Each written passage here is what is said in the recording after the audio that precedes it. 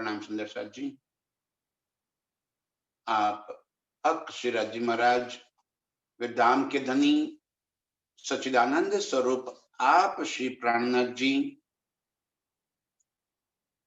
हमें अपनी पहचान करा है। अर्श की रूहों की रहनी क्या है, अर्श की रूहें कैसे रहेगी इस संसार में, दुनिया और मोमिनों के बीच में अंतर क्या होगा,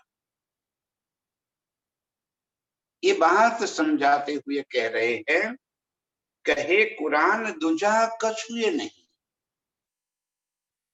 आप श्री प्राणनाथ जी जब रसूल बनकर आए और तब उन्होंने कुरान में ये बात कह दी कि एक खुदा के सिवा और कछु है ही नहीं। दुनिया की गत उल्टी है, नाही को कहे है को कहे नाही। नाही माने जो नाशवान है, जिसका कोई अस्तित्व ही नहीं, उसे कहते है। नाही को कहे है को कहे नहीं, जिसका वास्तविक अस्तित्व है, जो सत्य है, जो शाश्वत है, उसे कहते हैं नहीं। किसने देखा, कहां है, इतने फिजूल के प्रश्न आएंगे कि परमधाम कहाँ है, परमधाम किसने देखा है, हम क्यों नहीं देख पा रहे। यदि होता तो सब देख लेते, इसलिए है ही नहीं, क्योंकि मैं नहीं देख पा रही या मैं नहीं देख पा रहा तो परमधाम है ही नहीं।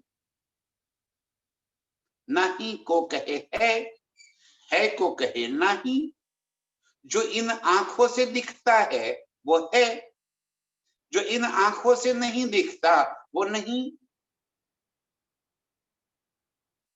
अब इस आंखों से इस दुनिया दिखती है तो दुनिया है, और इस आंखों से न तो प्रियतम दिख रहे हैं न अर्श दिख रहा है, तो वो नहीं। दुनिया की गत उल्टी। प्रीतम आप श्री प्राणनाथ हमें दुनिया से उल्टी बात बता। जिस दुनिया को सारी दुनिया साकार मान रही, जिस संसार को साकार मान रहे हैं, उनको कह दिया कि ये निराकार। और जिस परमात्मा को निराकार मान रहे हैं उसे कहते हैं साकार, अरे उसे कहते हैं निराकार, जबकि वो सत्य है, उसे निराकार कह दिया। दुनिया की गत उल्टी। यहां तक कि कुरान के मानने वाले भी ये कहने लगे कि खुदा की सूरत नहीं है, खुदा का स्वरूप नहीं है, खुदा का स्वरूप नहीं है, ये बात नहीं लिखी। कुरान में लिखा है, कुरान ने लिखा है कि वो अचरातीत, वो खुदा बेछबी बेनिमून है, बेचगुन है। उसकी छवि बेछबी माने कि उसका स्वरूप नहीं है, ऐसा नहीं। वो इस संसार के अंदर उसकी छवि नहीं बन सकती। बेनिमून, उसके जैसा निमूना यहाँ पे कोई नहीं दे सकता। यदि खुदा निराकार है और कुरान को आसमानी किताब कह दिया,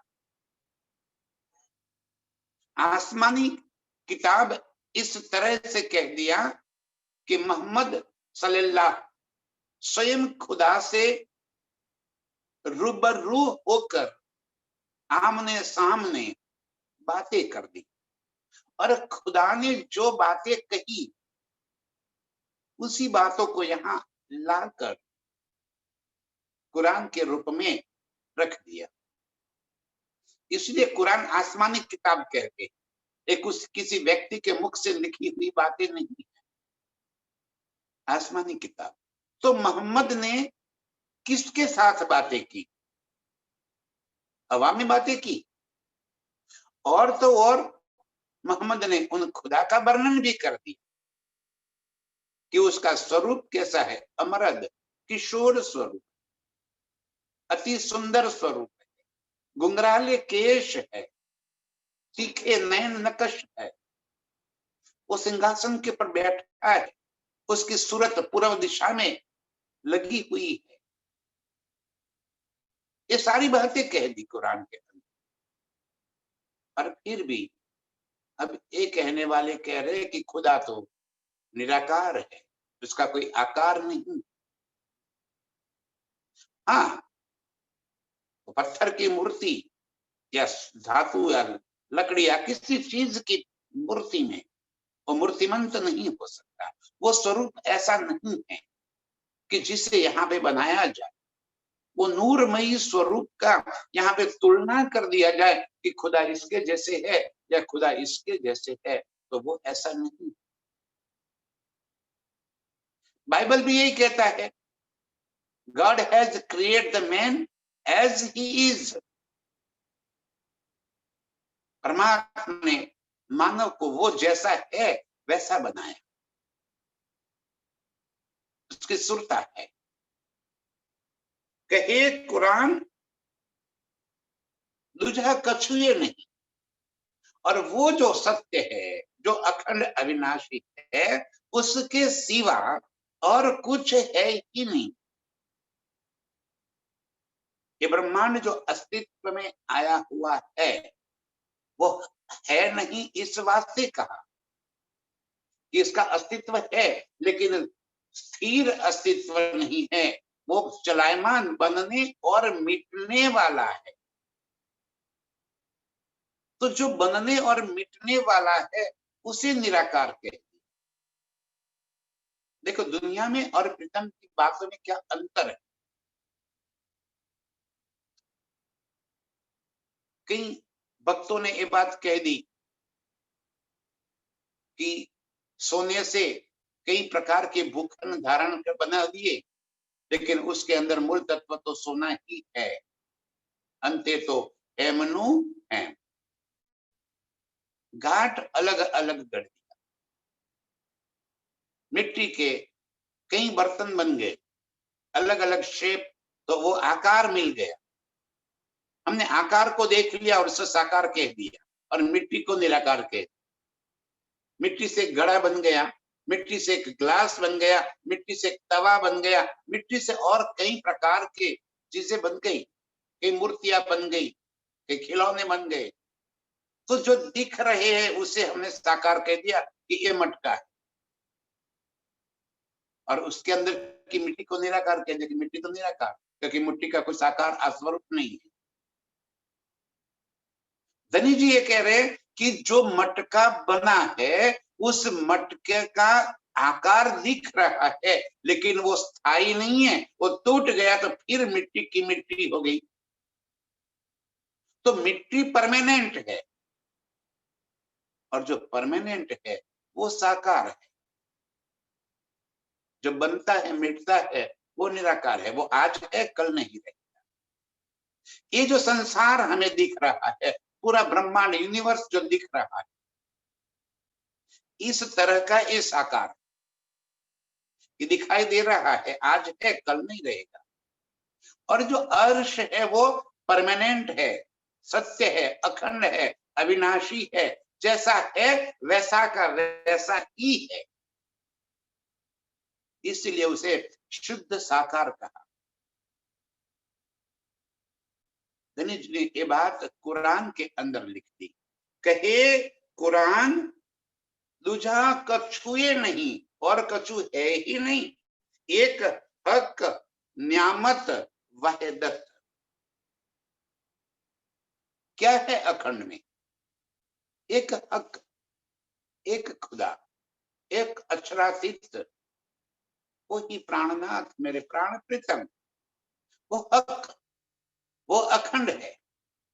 और दूजा क्या है, उनकी सारी न्यामतें जो उनकी ही वहदत का स्वरूप है, उनके ही जो अनंत स्वरूप धारण किए हुए है, वो है माने परमानेंट है, वो कभी नाश नहीं होता, वो सत्य है। इस तरह दोनों चीजों का फर्क बता रहे हैं।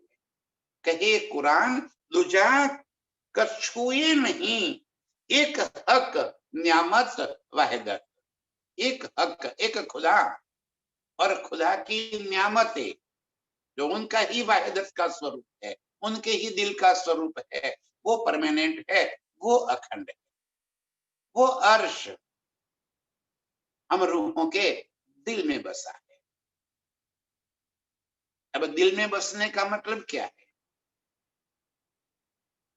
इसका मायना उल्टा कर दिया कि खुदा कहाँ है, बस हमारे दिल के अंदर है, हम खुदा के अंश है और खुदा हमारे दिल के भीतर है, तो हम क्या बन गए, खुदा। अरे खुदा हमारे दिल में है, उसका मतलब ये है कि हमारा संपूर्ण ध्यान खुदा के प्रति है, राज्य के प्रति हमारा संपूर्ण ध्यान उस तरफ है। हमारी स्मृति में, हमारे चित्त में वो इस कदर बसे है कि रात दिन इनके सिवा और कोई बात हमारे दिल में आती ही नहीं। इसलिए मोमिनों के दिल को अर्श कह दिया और अर्श की सारी नियामतें मोमिनों के दिल में बस गई। रात दिन उसी के अंदर मोमिन विहार करते रहते हैं, उसी का चिंतन करते रहते हैं। अर्श अल्लाह, दिल मोमिन। अल्लाह का अर्श, अल्लाह का परम नाम मोमिनों का दिल बन गए, क्योंकि मोमिनों के दिल के अंदर ये सारी स्मृतियां आकर बस गई। ये देखने के लिए तन सागर के में ही, मतलब भव सागर के अंदर है, दिखाई देता है भव सागर के अंदर, लेकिन चित्त से वो अर्श में है। जैसे हम कई बार कुछ ख्यालों में खो जाते हैं, और ख्यालों में जब खो जाते हैं तब ये फिजिकल बॉडी तो वहीं पे होती है जहां हम बैठे होते हैं, लेकिन हमारा चित्त उस समय कहीं और भ्रमण कर रहा होता है। जिन ख्यालों में हम चले जाते हैं, उन ख्यालों में हमारा एक और तन जो होता है, हमारा चित्त जो है उन ख्यालों के अंदर चला जाता है। तब हम कह पाएंगे कि मैं फिजिकल बॉडी यहाँ होते हुए भी मैं यहाँ नहीं थी, मैं तो कहीं और थी। तब यहाँ पे हुई बातें वो न देख पाएगी, न सुन पाएगी, उनके साथ उसका कोई नाता नहीं रहेगा, क्योंकि उसका चित्त जहां भी पहुंच गया, अपने ख्यालों में वो जहां पहुंच गई, वही उसकी सुरता रहेगी। इसी तरह अर्श की रूहें ये तन खेल में होते हुए भी उनकी सुरता अर्श में फिरती रहेगी, उनकी स्मृति में अर्श और अर्श के मेरे खावंद ये दोनों ही रहेंगे। उनके साथ की हुई सारी लाड लज्जत की स्मृति उसके दिल में भरी रहेगी। ये अर्श रूहों के लक्षण। तनी जी इस वास्ते कह दिया कि कुरान के अंदर कहे कुरान दूजा कछुए नहीं, ये बात पहले से लिखवा कर देती। एक हक न्यामत वहदत, एक हक है और उनकी न्यामतों के रूप में सारा वहदत का स्वरूप वो परमानेंट है। और हरमा सब जानियो जो कछु दुनी लज्जत। और एक दुनिया की जो चीजें है, ख्वाहिशें है, न्यामतें है, ये संसार की जितनी भी उपलब्धियां है, जो कुछ भी हमने पा लिया इस संसार के अंदर, वो सारा हराम।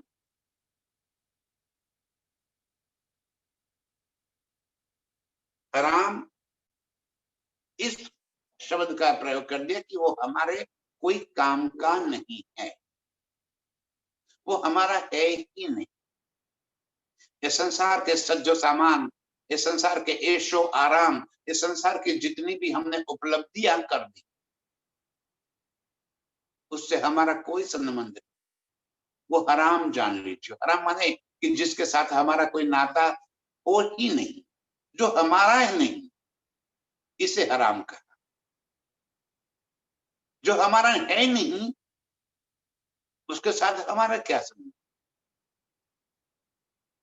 और हराम सब जानियो जो कछु दुनी लज्जत। ये दुनिया की जितनी भी लज्जत है, हमें कहाँ लज्जत आती, हमें कहाँ सुख चैन मिलता है। इस संसार की सारी उपलब्धियां प्राप्त करने में कोई हमारी बड़ी बड़ी तारीफें कर दे, उसमें हमें लज्जत आ जाती है। कोई फूल मालाएं डाल दे, तब हमें उसमें लज्जत आ जाती है। परिवार के प्रति परिवार के प्रति बहुत कुछ कर देने का, उसमें लज्जत आती है। कहीं पद मिल गया, कहीं प्रतिष्ठा मिल गई, कहीं धन दौलत प्राप्त कर लिया, अरे जितना ज्यादा का ज्यादा प्राप्त कर लिया, ये हमारी लज्जत। क्यों दौड़ता है इंसान सुबह से लेकर शाम तक, बस भाग दौड़ करता रहता है। आगे किरंतन में धनी जी ने ये बात कह दिया कि इनके वास्ते तुम अपने आप को निचोड़ देते। पूरा जीवन इतना संघर्ष कर करके प्राप्त क्या कर लिया। क्या संसार की कुछ चीजें उपलब्ध कर ली, कुछ धन संपत्ति या प्रतिष्ठा अर्जित कर ली, कब तक। वो टेम्पररी है, वो परमानेंट नहीं। और अर्श को प्राप्त कर लिया तो वो तो परमानेंट हो गया, अखंड। तो जो टेम्पररी है वो हराम, क्योंकि वो हमारा है ही नहीं। पता तो सबको है कि यहाँ की सारी उपलब्धि हमें छोड़कर जानी है। कब? मरेंगे तब। अरे आज छोड़ दो। मोमिनों के मरण में यही तो फर्क है। लूनी मरमर जात है, मोमिन मरण फर्क, मोमिन के मृत्यु में भी फर्क है। वो जिंदा मर जाए, जीते जी मर जाए। जीते जी मर जाना मतलब सुसाइड कर लेना नहीं है। ये समझ लेना कि मैं हूं ही नहीं, मैं मर गया, अब खत्म हो गई बात। जब मैं नहीं रहा तो मेरा कुछ भी नहीं। एक दिन के लिए ऐसा करके तो देख लो, एक दिन के लिए मर जाओ और दुनिया को अलग दृष्टिकोण से देख लो, तब पता चलेगा कि यहाँ जितना कुछ मैंने अर्जित कर लिया, जिसे मैं अपना समझ रहा हूं, उसमें मेरा क्या है। वो सारा हराम है, जितनी दुनिया की लज्जत प्राप्त कर ली। धनी जी यही बता रहे। मोमिनों की बात अलग है। जिसने अर्श का स्वाद चख लिया, जिसने अर्श की सुगंध को अपने नाथुनों में भर लिया, नासिका में भर लिया, अपने नेत्रों से जिसने प्रीतम के स्वरूप को देख लिया, वो रस जिसने पा लिया, इसे ये दुनिया का रस क्या है, ये रस क्या स्वाद देगा उसे। इसी वास्ते कहा कि और हराम सब जानियो जो कहूं दुनी लज्जत। दुनिया की जितनी भी लज्जतें है, दुनिया की जितनी भी ऐशो आराम के सामान हमने प्राप्त कर लिया है, वो सारा हराम जानियो, क्योंकि वो हमारा है ही नहीं। और जो हमारा है उसे प्राप्त कर दो। जो है और हमारा ही है, ना ही को है करके पकड़ लेंगे, और जो है उसको जब पकड़ लेंगे तब वो लज्जत दिल में बस जाए। तब हमारा रंग महल हमें बहुत प्यारा लगेगा। तब रंग महल की एक एक बातें हमें याद आती जाए। प्रीतम के साथ किए हुए अनंत लीलाओं के सुख हमारे दिल में बसते चले जाए। इस वास्ते ये जो दुनिया की लज्जत है उसे हराम करके जो मोमिन है वो निकाल देंगे दूनी दोजख दरिया मछली पातशाह शैतान दिल पर। दूनी दोजख दरिया मछली, दुनिया की पैदाइश इस संसार में यहां से पैदा हुई और यहीं पे पले बढ़े और यहीं पे खत्म होना है। ये संसार की गत है। पैदा हो गए,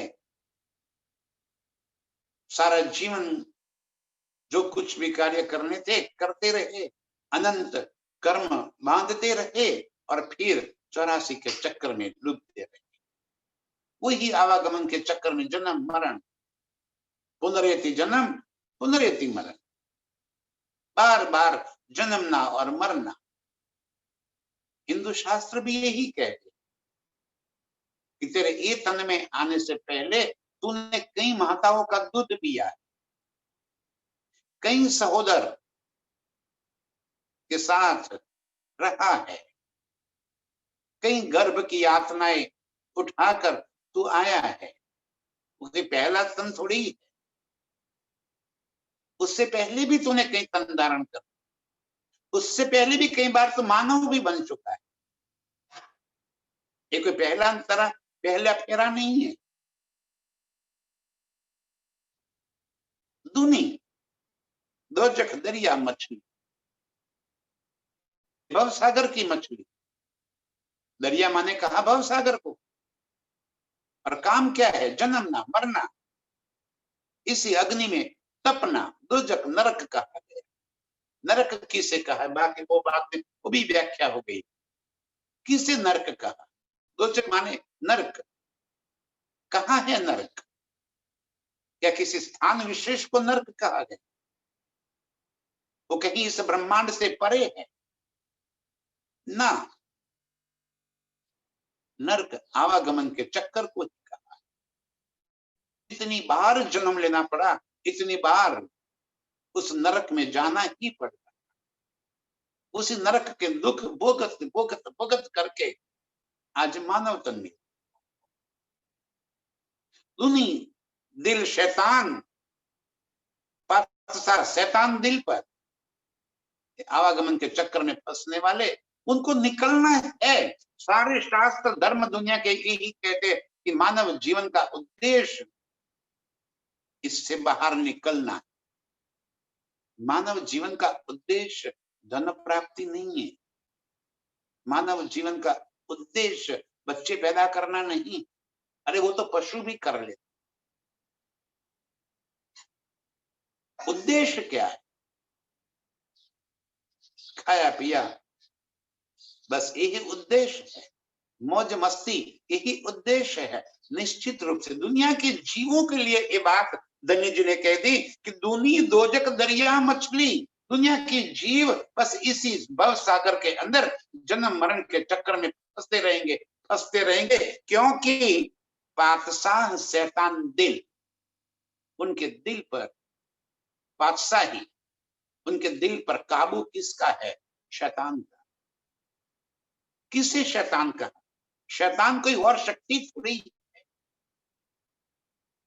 शैतान है हमारे कुविचार, हमारे खराब वर्तन, हमारे बुरे विचार, बुरी रहनी, बुरे कर्म।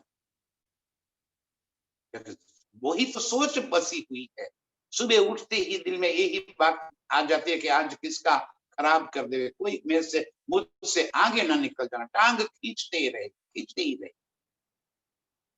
ईर्ष्या, वैर, जैर, काम, क्रोध, लोभ, मोह, ये सारे गुण शैतान के। और वो शैतान हमारे दिल के अंदर बसकर हमें इसी मोह सागर के अंदर खींचता रहे। उसका काम ही यही है कि कोई मेरे चुंगल से बाहर ना निकले। कोई बाहर कैसे निकल सकता है इस भवसागर से? शैतान का काम ही यही है। और वो दुनिया के जीवों के दिल पर बैठकर उन्हें फिर और फिर अंदर खींचता ही रहता है, खींचता ही रहता है कि जिससे अपनी चुंगल से वे बाहर ना निकले।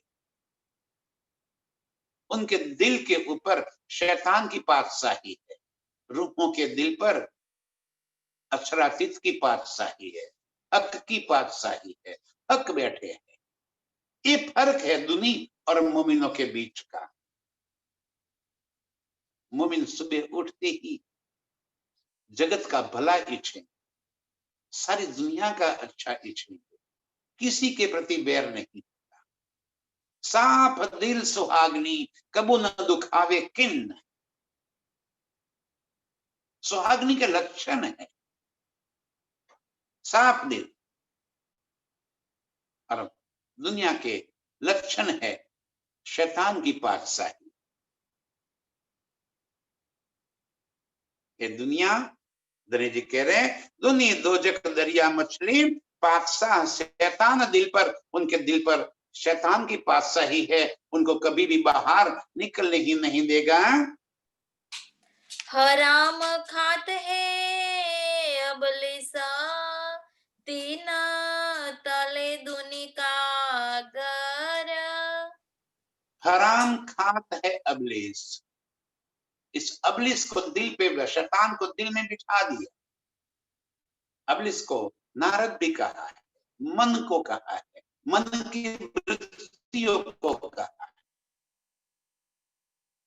और मन की वृत्तियां आठों प्रहर बस घूमती ही रहती है, फिरती ही रहती है। उनका खुराक ही झूठ है, शैतानियत ही उनका खुराक है। तो जो अपना खुराक है तो अपना ही खुराक ढूंढ लेगी। जिसका शैतानियत से नाता है तो वो तो शैतानियत उसको अच्छा लगेगा, उसी में रहेगा वो।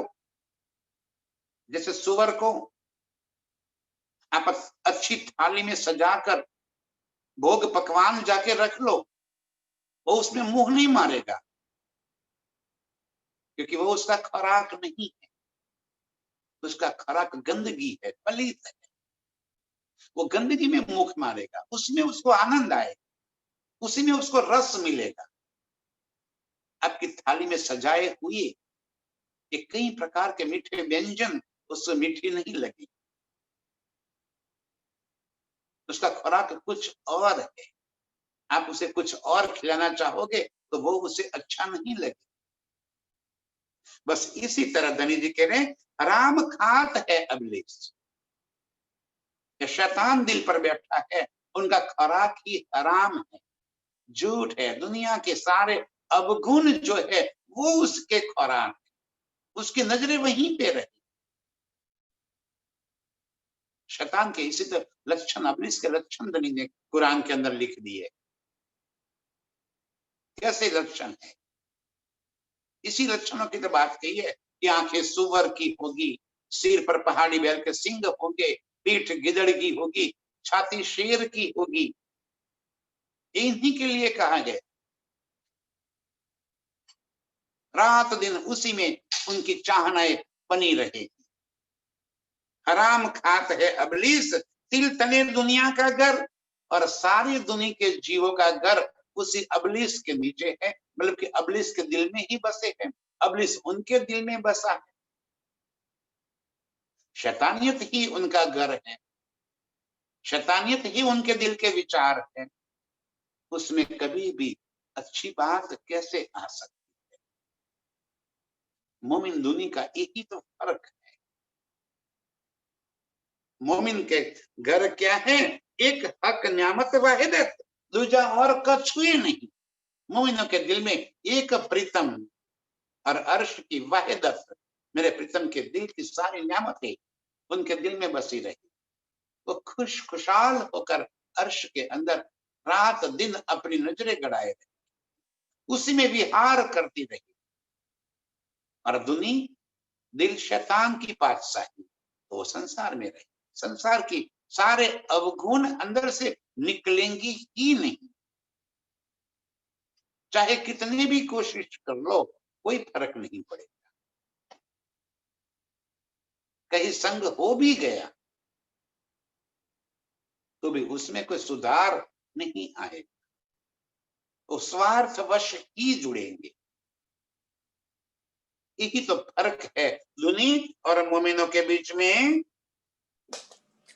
औलिया लीला दोस्त मोमिना बीच खिलवत। और मोमिनों का क्या लक्षण है? दुनिया के जीवों के दोस्त कौन है? अबलीस माने कि शैतान। उनके मन के शैतान, फिर की बात, हाँ, शैतान किसी व्यक्ति विशेष का नाम नहीं, शैतान किसी चीज को नहीं कहा, अंदर जो विचार भरे हुए है वो शैतानियत, जो राक्षसी वृत्तियां भरी पड़ी वो शैतान है। किसी का अच्छा देख ही न सके वो शैतानियत है। रात दिन बुरा ही सोचे वो शैतानियत है। और उनका घर शैतान के तले है। और मोमिनों की क्या हालत है? औलिया लिल्ला दोस्त। औलिया किसे कहा है? अर्श की रूहों को। अर्श की रूहें जो मूल मिलावे में विराजमान है उनको औलिया कहा। औलिया इसे कहते हैं जिन्हें संसार की कोई चाहना ही न लगी। औलिया, पीर, फकीर, ये शब्द हम यहाँ पर बार बार यूज करते हैं। औलिया इसे कहते हैं जो अपनी मस्ती में मस्त रहे। औलिया जिसे और किस चीज से परवाह ही ना हो,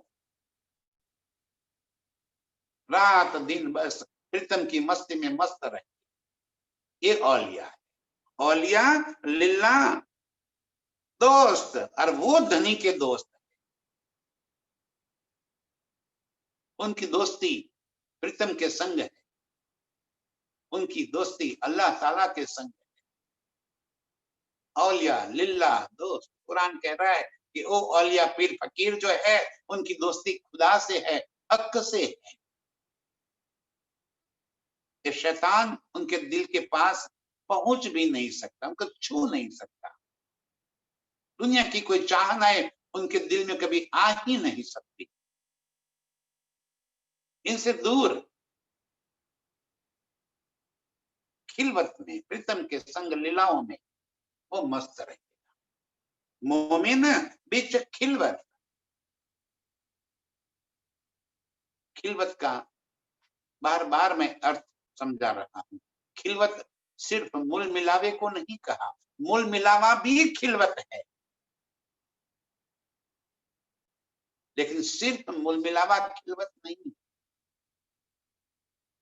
अर्श की सारी न्यामती खिलवत है, वाहिदत ही खिलवत है। मारिफत हकीकत में आया, प्रकट स्वरूप होकर हकीकत, तो हकीकत में क्या है? वाहिदत। और वाहिदत क्यों है? खिलवत के लिए। खिलवत क्या है? प्रीतम के संग की लीला। औलिया लीला दोस्त। इन मोमिनों को खुदा का दोस्त कह दिया, और वो ही बीच खिलवत, खुदा के संग लीला करने वाले, खुदा के संग मस्ती करने वाले, जिनका दोस्त है, जो उसी की मस्ती में रहता है, दीवाना मस्ताना होकर फिरता है, जिसे दुनिया की कोई परवाह ही नहीं कि दुनिया क्या कहेगी मुझे। वो अपनी मस्ती में मस्त, अपने भीतर की मस्ती में डूबा हुआ है, अंदर की मस्ती में गलतान होकर, दुनिया से बेपरवाह होकर वो रहने वाला है। वो मोमिन है। ये मोमिनों के लक्षण बता रहे। दुनी मोमिन का बेवरा, क्या फर्क है? हमने दावा लिया है मोमिनों का, ये हमारे लिए कह रहे। राज जी ये सारी बातें हमारी पहचान करा रहे, हम रूहों की पहचान है। कि हम क्या है, हमारा हमारा कैसा दृष्टिकोण है, क्या जीवन है हमारा, क्या रुचि है हमारी। दावा तो ले लिया हमने कि मैं ब्रह्मचारी, मैं राज्य की अंगना। दावा लेने से क्या? यदि दिल के अंदर शैतान की पातशाही है तो दावा लेने से कुछ नहीं। तो फिर दुनिया के जीवों में और हम में कोई अंतर नहीं। मोमिन जिनके दोस्त खुदा है, उन मोमिनों की रहनी, मोमिन बीच खिलवत, उनकी रहनी खिलवत में रहेगी। प्रीतम से नजरें मिलाते हुए, प्रीतम के अंग अंग से खेलते हुए, प्रीतम के संग मस्ती करते हुए। इस खेल में तन रहेगा, लेकिन मस्ती अर्श की चढ़ी हुई। तन तो यही का होगा, ये पंच भौतिक तन वो तो यहीं से बना है, यहीं पे रहेगा। लेकिन उसका सुरता, जैसे मैंने पहले ही बता दिया आगे के चरण में, कि हम बैठे यहां है लेकिन कहीं खो गए, ख्यालों में डूब गए। तो जिन ख्यालों में हम डूब जाते हैं वहीं पे अपना अस्तित्व होता है, चाहे फिजिकल तन कहीं भी क्यों ना पड़ा हो। हमारा फिजिकल तन यहाँ इस खेल के अंदर चाहे कहीं भी, किसी भी गांव, किसी भी शहर, किसी भी देश में पड़ा हो, लेकिन वहां फिजिकल तन होते हुए उन ख्यालों में, सुरता में, मस्ती में खुदा के संग रहे तो वो खुदा के संग है। वो खिलवत में, इसे खिलवत कही। जो रात दिन प्रीतम के संग मस्ती में मस्त है। जो बिरहीन है, इस संसार के जीवों की बात करे कि यदि कोई बहन अपने पति से अलग होकर कहीं दूर दराज रहती है तो उसे अपने पति को याद नहीं करना पड़ता।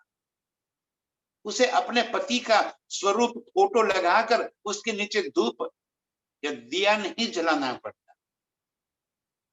वो तो उसकी स्मृति में रहता है। वो रसोई बनाती है तो भी दिल में तो यही होता है कि सामने होते तो मैं थोड़ी गरम गरम रोटी उनकी थाली में रख दी। जब कोई काम या कहीं भी बैठी है तो ख्यालों में तो वो अपने प्रीतम के संग ही रहती। ये मोमिनों के लक्षण, ये मोमिनों के लक्षण होने चाहिए। मोमिन बीच खिलवत, रात दिन वो खिलवत की मस्ती में डूबी रहनी चाहिए। ए अरवाहे अरश की, इनो दिल में हक सूरत। ये अरवा है अर्श की, ये रूह है अर्श की, जिनके दिल में हक सूरत, जिनके चित्त में प्रीतम का स्वरूप बसा, जिनके चित्त में अर्श की न्यामतें बसी, वो हंसेगी, रोएगी, नाचेगी, कूदेगी, अपने प्रीतम के लाड में, प्यार में रिझाते हुए। सारी मस्ती उसी में चढ़ी,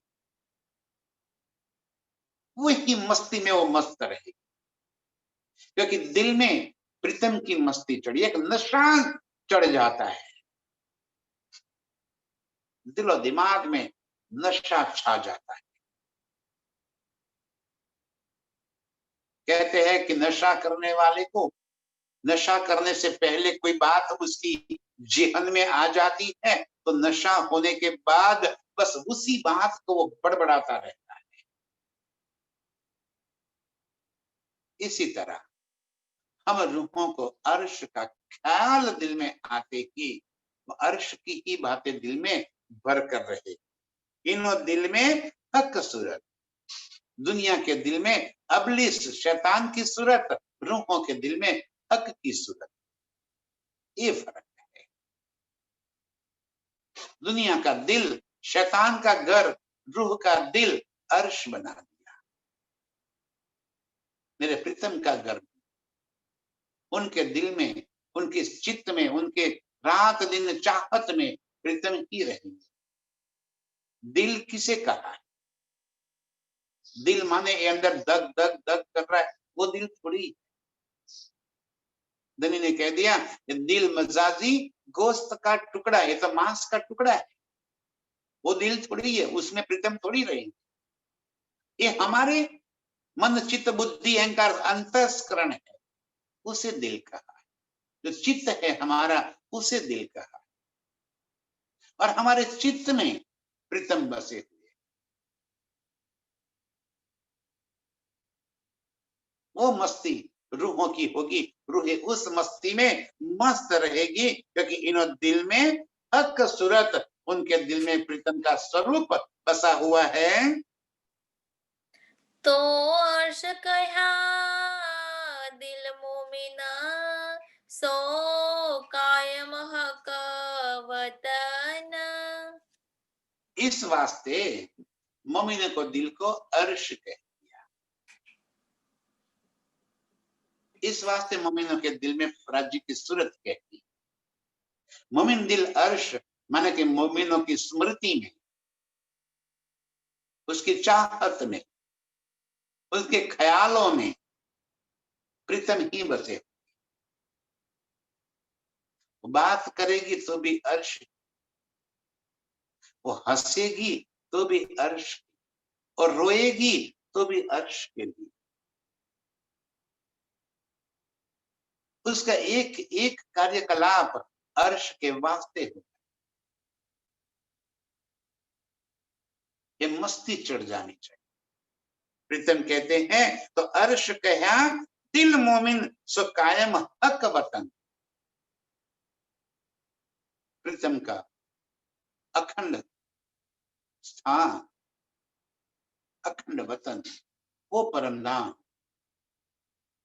वो बस गया मोमिनों के दिल में। तब हम कह पाएंगे अर्श तुम्हारा मेरा दिल है। अर्श की न्यामतें दिल में बस। बार बार ये बात समझाई कि फिर उसे पढ़ी हुई बात, लिखी हुई बात कहने की आवश्यकता नहीं रही। वो स्वयं स्वतः ही निहारेगी, वो स्वयं ही उस मस्ती में मस्त रहेगी, उसी में विहार करती होगी, और वो अपने नजरों से अर्श को देखती रही। और वो जो देखेगी वो सत्य, वो सही है। अर्श इतना अनंत अनंत अनंत है कि उसका किसी भी बात का इस संसार में वर्णन करना असंभव है। जिस रूह के चितवन में जो सुख मिला, जिसने प्रीतम के जिन अंगों का सुख लिया, जिन्हें अर्श की जिस न्यामत का सुख लिया, वो सुख उसने स्वयं वहां पे देखा, सुना, लीला किया, और वो उसकी नजरों में बसा। उसे कहीं लिखी हुई बातें या किसी से सुनी हुई बात, पढ़ी हुई बातों से कोई इत्तेफाक नहीं।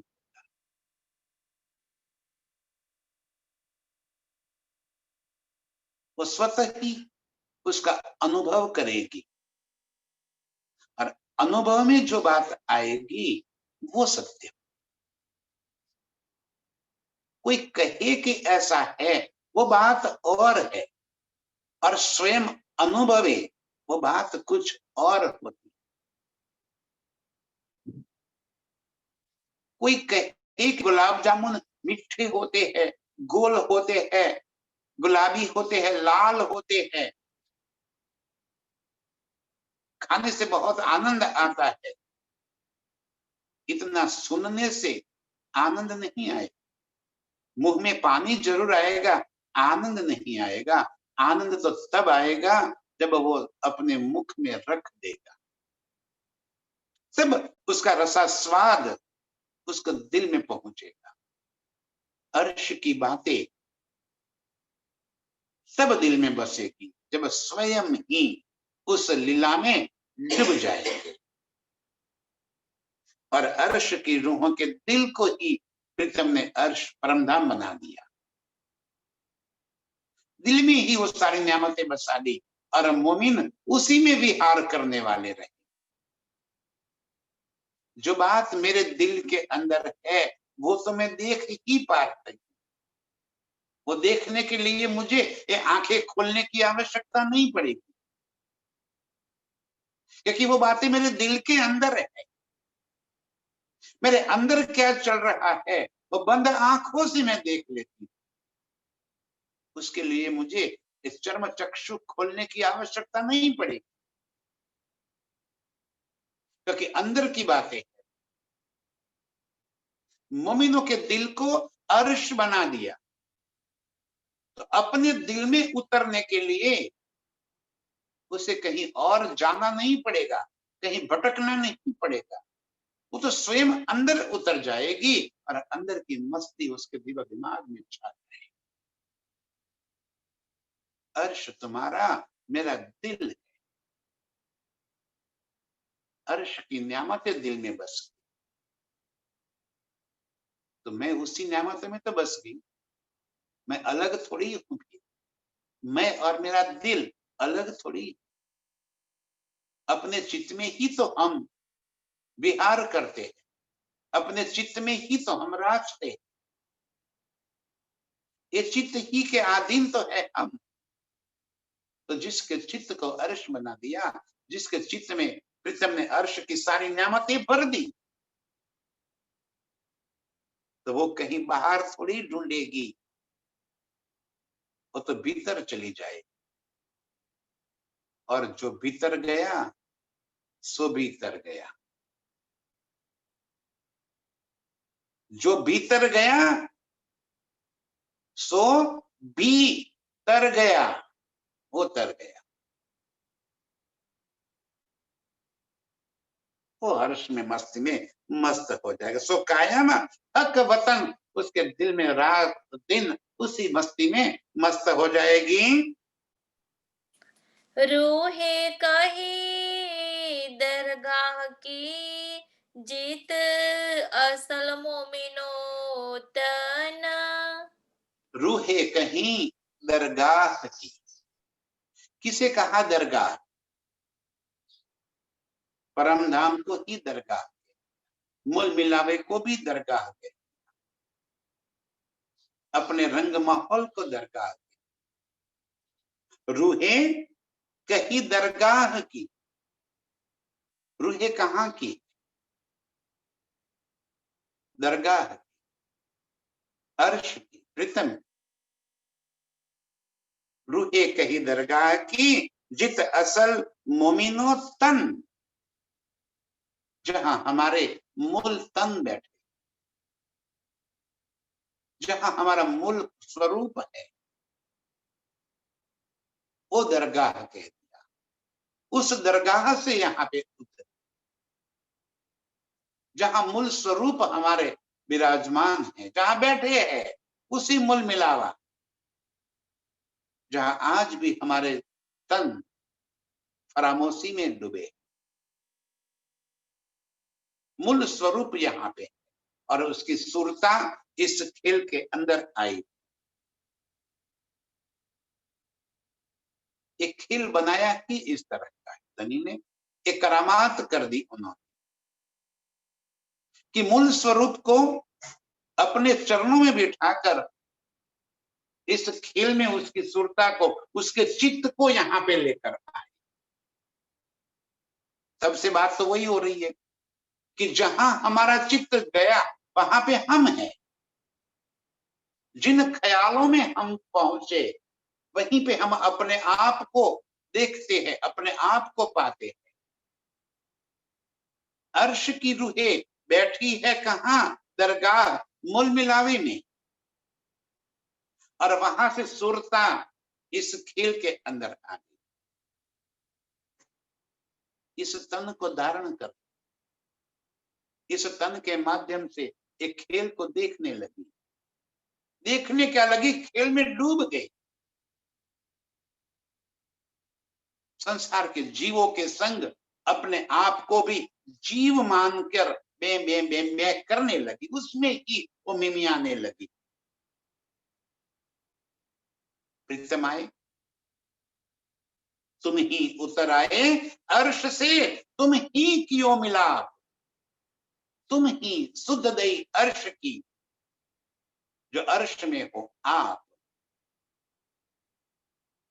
स्वयं अर्श से उतर आए, आपकी पहचान करा, हमारी पहचान करा, उज्जत दिलवा दी, ब्रह्म सृष्टि का दावा दिलवा दिया। अर्श में जितनी भी नियामतें हैं वो सारी हमारे दिल के अंदर भर ली, पूरा विश्वास दिला दिया कि तू अर्श की रूह है, और उसी के बलबूते पर अर्श की नियामतों में हम डूबते। जितनी बातें हमारे दिल के अंदर आई वो सारी बातें हमारे मूल तन के दिल में पहुंच गई, क्योंकि तन तो दोनों के कनेक्ट है। जैसे हम ख्यालों में डूबे हैं, हमारा चित्त कहीं और चला गया, तो चित्त में हमने जो स्वरूप धारण कर लिया, उस स्वरूप का दिल और हमारा दिल दोनों तो मिले हुए होते हैं। वो जहां पे गया और वहां पे वो जो लज्जत ले रहा है, वो लज्जत हमें ही तो मिलती। जैसे मेरा चित्त ने कहीं और जाकर कुछ खाना खाया, यदि वो खाना ज्यादा स्पाइसी है, तीखा है, तो सिसकारी तो इस तन से निकलती बिना खाए भी। वो कहीं कुछ बात ऐसी देखती है कि जहां हंसना हो जाए, तो वो वहां पे हंस रही है और ये यहाँ पे हंस रही है। ये तो आंखें मूंद कर हंस रही, बिना कुछ देखे हंस रही है, पागलों की तरह। कोई कहती क्यों हंस रही है? अरे वो ख्यालों में कहीं और ख्यालों में जो बात देखी वो देखकर यहाँ पे हंस, ख्यालों में कुछ बात देखी और वहां पे रो रही है, तो ये यहाँ पे रो रही है। स्वयं अनुभव कर रहे हैं हम यहाँ पे। इसी तरह हमारे जो मूल स्वरूप अर्श में बैठे हैं, उनकी सूरता इस तन के अंदर आ गई, और इस तन के माध्यम से वो अर्श में बैठी बैठी इस खेल को देख रही। और इस वास्ते धनी यहाँ पे हमें जगाने के लिए अर्श की सारी नियामतें लेकर आए, हमारे दिल के अंदर ये नियामतें भर ली, और इन नियामतों दिल में बसने से आज हमने दावा कर लिया कि मैं ब्रह्म सृष्टि हूं, मैं राज्य की अंगना। जैसे जैसे अर्श की एक एक नियामत हमारे दिल के भीतर आने लगी, वो सारे सुख जो मूल स्वरूप हमारे दरगाह में मूल मिलाए में बैठा है, वो सुख ले रही है। कहते हैं रूहे कहीं दरगाह की, जित असल मोमिनो तन। हमारे मूल स्वरूप जो दरगाह में मूल मिलावे में बैठे हैं, वो हमारे तन बैठे हैं, वो एक खेल को देख रही है, वो रूहे है। हमारे दिल में दुनिया की ख्यालात कैसे आ सकती? ये पहचान होने के बाद शैतान की बादशाही हमारे दिल पर कैसे हो सकती? ये इल्म हमें शैतान की बादशाही से खींचकर अर्श की बादशाही में डाल रहा है। ये धनी का हुक्म है, ये धनी का बल है, जो हमारी हिफाजत कर रहा है। और जैसे ही हम ये प्रीतम की चाहत में आ गए, अबलीस के चुंगाल से छूट गए, वो छटपटा रहा है, अरे मेरा शिकार चला। अर्श की रूहों के ये लक्षण है, जो अपने निज स्वरूप को याद करते हुए अर्श के सुख लेती रहेगी। आदम नस्ला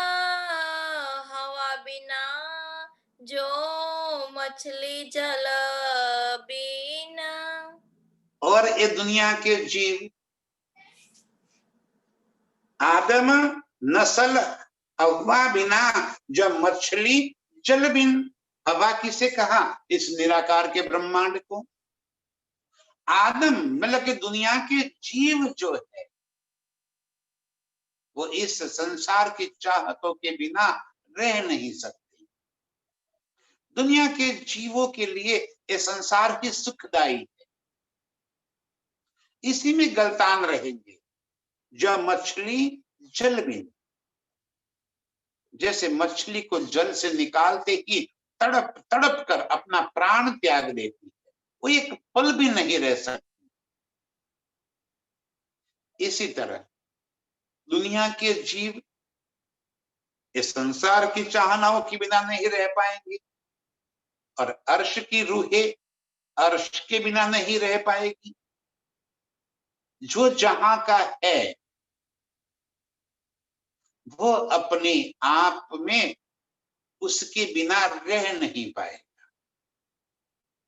धनी जी कह रहे हैं कि आदम नस्ल हवा बिन,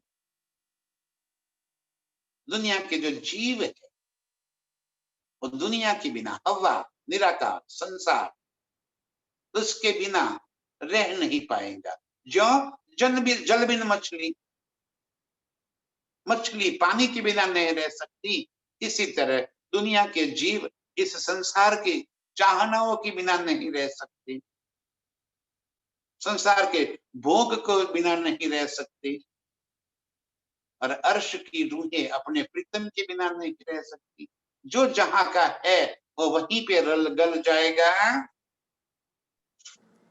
यो असल ना छोटे अपनी, काहे जुल्मत दुनी बताना।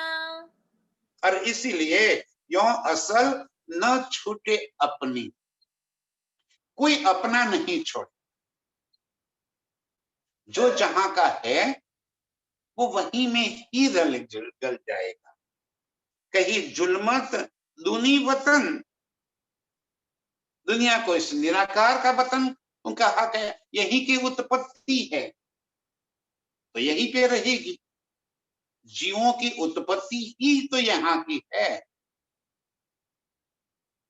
खारे जल के जल जीव कहे गए, कैसे पैदा हुए? आगे चर्चा में ये बात बहुत पहले कह दी कि जीव की उत्पत्ति कैसे हुई। बार बार ये बातें हमें जानने से कोई मतलब नहीं। समझ लिया, एक बार दिल में बात बस गई, हो गया काम। कैसे संसार के अंदर जीवों की उत्पत्ति, ये बात तो पहले पढ़ लिया। आदि नारायण से शिव शक्ति, उसमें से त्रिदेवा, इसमें से 5 तत्व 3 गुण, और उसमें से सारे संसार के जीव उत्पन्न हुए। जो जहां से उत्पन्न हुआ है वो वहीं पे तो रल गल जाएगा, उसी की मस्ती में मस्त रहेगा। और रूहे दरगाह की, जिनके मूल स्वरूप अर्श में है, वो अर्श की रूहें अर्श के बिना नहीं रह पाएगी। संसार के जीव संसार के बिना नहीं रह पाएंगे। जो निराकार की उत्पत्ति है उसको निराकार में ही रल गल जाना है। वो वहीं पे इसी सागर में अंदर आवागमन के चक्र में वो गोते चले गाते रहे जब तक एक खेल रहेगा। उनका एक ही लक्षण रहेगा, रूहों के लक्षण अलग रहेंगे। उनके मूल तन दरगाह में मूल मिलावे में है, तो उनकी सुरता अर्श में रहेगी। दुनिया की सुरता निराकार के अंदर रहेगी, संसार के अंदर रहेगी, ये संसार के सारे अवगुणों के अंदर रहेगी। कोई ना छोड़े अपना। धनी जी कह रहे कि वो कैसे भी करेंगे वो छूटेगा नहीं उनसे, कोई छुड़ा नहीं सकता। तीनों सृष्टि कहीं तीन धाम की, कोई न छोड़े अंकुर अपना। तीनों सृष्टि जहां से जहां हुई है वहां से वो अपना अंकुर नहीं छोड़ सकती, वो उसी में रहेगी। कहीं जुल्मत नूनी वतन, निराकार दुनिया का वतन है तो निराकार के अंदर ही रहेगी। और हम रूहें अर्श दरगाह की है, जिसके मूल स्वरूप अर्श में है, दरगाह मूल मिलावे में है, वो मूल मिलावे के ही ख्याल में रहे। ऐसे अर्श की रूहों को, जिनकी सुरता रात दिन अर्श में है, इन सभी रूहों के चरणों में कोटि कोटि प्रणाम। प्रणाम सुंदर जी।